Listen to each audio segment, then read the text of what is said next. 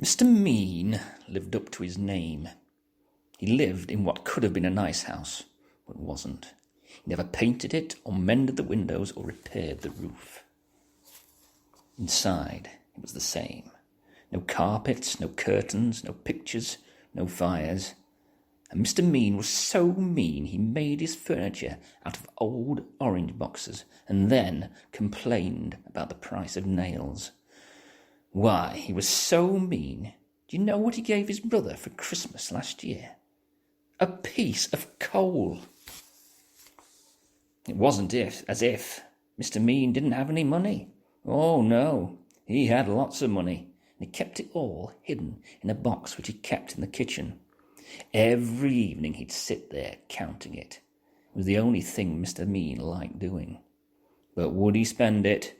Oh, dear me, no, not old Meanie, not if he could help it.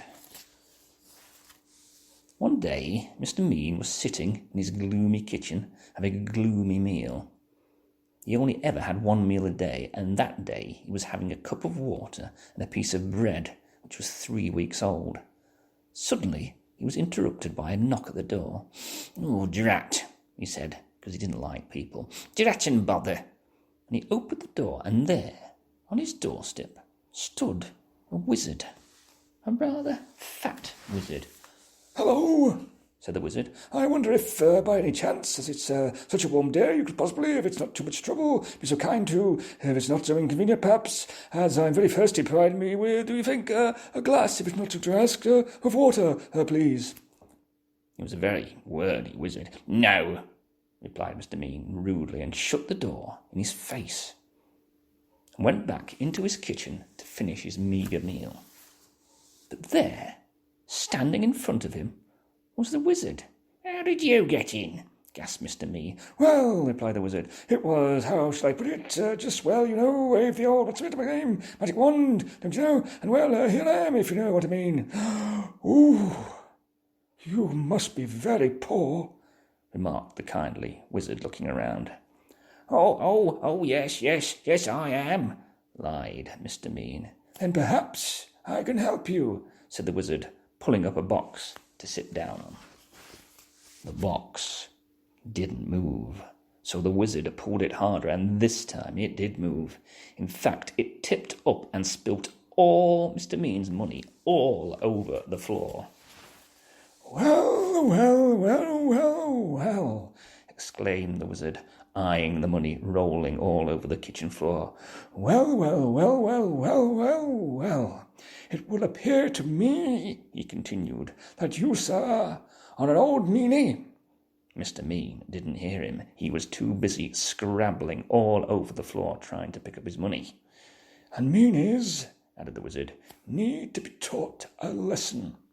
So saying, he waved his magic wand, and all Mr. Mean's money turned into potatoes. Potatoes!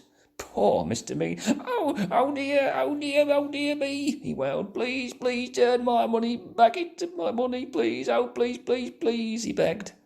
"Perhaps," replied the wizard, "but on the other hand, taking all things into account, by and large, things being what they are on the face of it, perhaps not. However," continued the wordy wizard, "if you make me a solemn promise never to be mean again, and then I will turn your money back into money. But," he added sternly, "if you ever mean again, that's it. How can I put it? Then it's potatoes for you, my lad, if not other vegetables as well."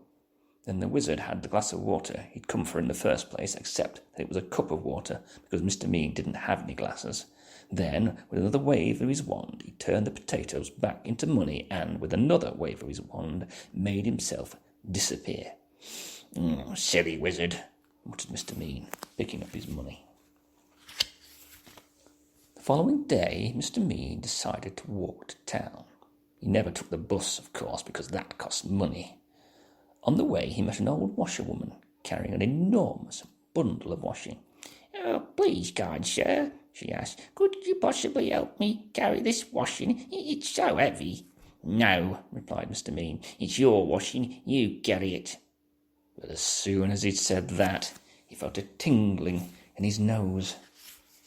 Mr. Mean's nose turned into a carrot. "Oh, no!" he gasped. The old washerwoman chuckled, and then Mr. Mean remembered the wizard's words. Oh, yes, he cried in a panic. "Oh, of course I'll help you." And he carried the huge bundle of washing to where the old washerwoman wanted. And the carrot turned back into his nose, and off he went. The old washerwoman chuckled again and turned into the wizard. It had been him all along. On his way to town, Mr. Mean passed a cottage garden. In the garden there was an old man chopping wood. He saw Mr. Mean going past and called out. "Excuse me," he called. "Could you give an old man a bit of an hand, young fellow, me lad?" "No," replied Mr. Mean. "It's your wood. You chop it." But as soon as the words had passed his lips, guess what happened? His ears turned into tomatoes. "Oh, no!" he gasped. The old man chuckled, and Mr. Mean remembered the wizard's words. Oh, yes, he cried. "Of course I'll give you an hand."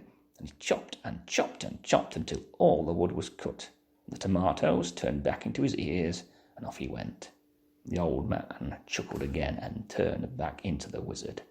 He was teaching Mr. Mean a lesson, just as he promised.